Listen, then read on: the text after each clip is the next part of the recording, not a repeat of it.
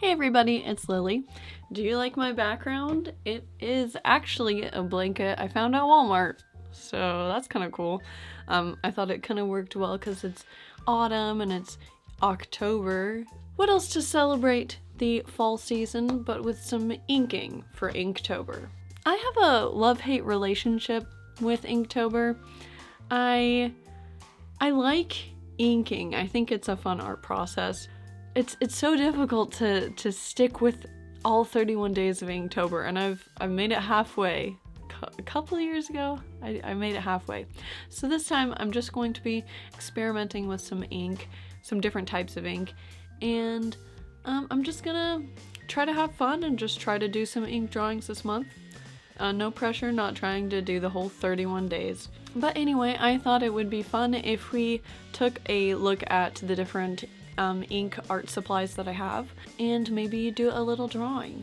Alright, cool. So first up, I have these Windsor and Newton drawing inks. And these inks, there are 8 different colors in this ink set, and I actually made a video about these inks if you want to check it out. I'll have a card somewhere up here that you can click on to check out that video. These inks are definitely something that would be good for flat washes of color, and you can also use a dip pen for these inks too. Speaking of dip pens, I got a couple different handles and some little nibs. I got these from Wish actually, which is pretty cool. You have a variety of different nibs, and then you can switch them out and you can dip them into the different inks, like these drawing inks or this Speedball India ink. This is a nice dark quality ink that is waterproof, so if you do washes on top of this, it will not bleed or fade away or anything.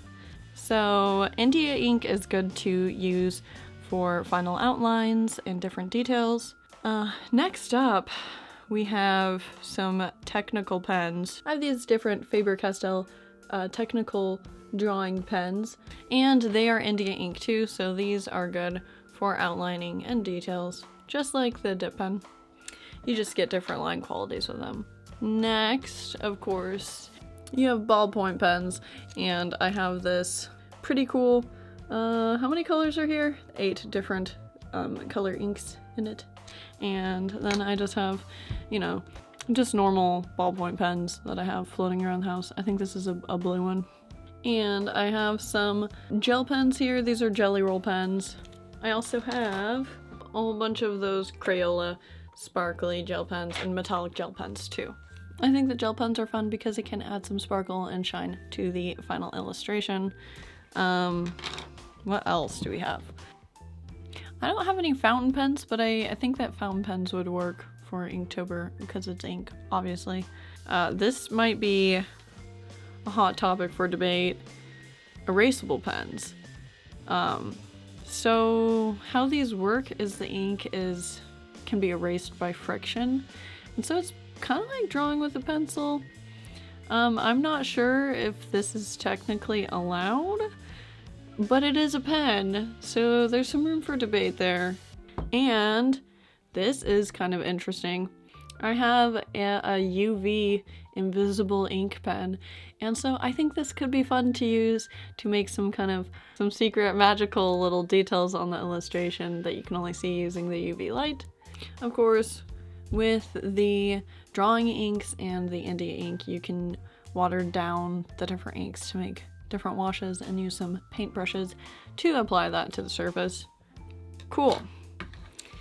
I think that is all the ink materials that I own. I'm sure if I looked around I could probably find a couple more. I'm going to try to make a cute little illustration using as many of these supplies as possible because I like to use mixed medium. And so yeah, let's get drawing. Alright, illustration time. So when I was coming up with this concept, I knew I wanted to, of course, illustrate something for the fall and the cold weather.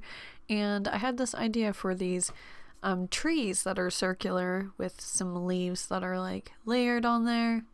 And I really wanted to focus on the background, I suppose, even though, you know, I'm a character designer and backgrounds aren't really my strong suit. Kind of wanted to give that a try.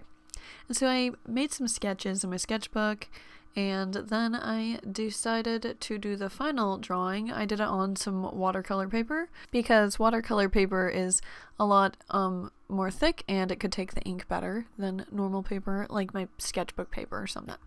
And so then I started inking, and I diluted some of the orange drawing ink, and I knew I wanted to do the leaves in the background, so it had those leaves. And then I colored some more leaves, some purple, or I guess it's technically the brown. This brown looks kind of purple. It's a very strange color, but I'm into it. And then I did some yellow leaves too. And then I started inking the little boy and his dog. And one thing about inking is that you really need to make sure the ink is dry before you start painting on top of it. And I'm kind of an impatient person, so a couple times I tried painting next to it or on top of it, and then it kind of bled into areas that I didn't want it to go. And so that's one thing I need to develop, is just patience and letting things fully dry before I start inking over them. Just adding some more flat washes to the character, like his scarf and his boots and whatnot. And then probably my favorite part of this whole illustration was doing this little pattern on the boy's giant sweater. And this is a chevron pattern, meaning that it has those kind of squiggly lines going all the way across. And I used the dip pen for this. I am actually pretty impressed with the quality of this dip pen. I think it was like, it was a few bucks. I don't remember exactly how much it was, but it was very cheap. And I was expecting it to be not the best quality, but I am pleasantly surprised. Yeah, it's just off Wish, so if you want to get a dip pen off Wish, like, I'd say go for it. I'll probably put I'll put the link for this dip pen in the description, so if you want, you can go check it out. But yeah, these kind of patterns are definitely my favorite thing to do, and I really enjoy using dip pens, and I think I will do this more often in the future. I also did some of the outlining with this dip pen, and I was using the dark brown color for all of the outlining and stuff. I kind of liked how the dark brown ink gave it a nice warm and kind of a soft look rather than using the harsh black ink that I had. And then I'm just going back in and I'm adding some detail to the ground to try to make it look more detailed, and like these characters are actually standing on it. And I just decided to go back in and beef up some of these branches, because adding that wash on top again made it kind of bleed and kind of look a little bit messy. So the trees, although they were like my primary focus on this illustration, I really wanted to make some cool looking trees. I do not think they turned out as well as they could have, but that's okay. I'm practicing. I'll get better at it. I just need to keep trying. And then after I did that, I felt like the sky was a little bit plain, and so I took just some watered down ink and I did some ink washes kind of in like a pretty kind of blundy tie-dye almost pattern, I suppose, around the trees, because, you know, I'm working with the colors of the trees, and so I used the colors like the orange around the yellow tree and the yellow around the orange tree to kind of give some variation to make it look a little bit nice. And then after I was done with that, I wanted to add some more texture and details into this piece, so I just took that ballpoint pen and I used the orange and a little bit of the black to add some details and to make this illustration really come to life. I think my favorite part of the pen, I decided to add some texture onto the hat right here. I think that really added some nice quality, and I also decided to make these kind of circular scribbles across the entire background to try to give a nice separation between the characters and the background.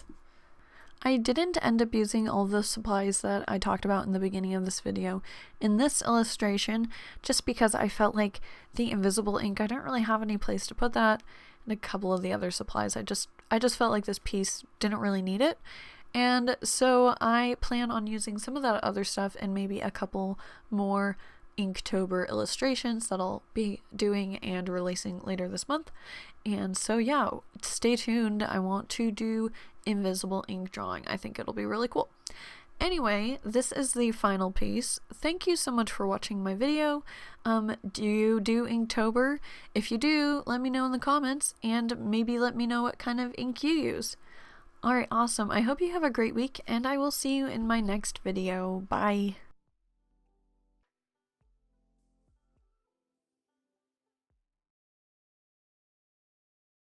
There are 8 different colors in this ink set, and I actually made a video about these inks if you want to check it out. I will have I'll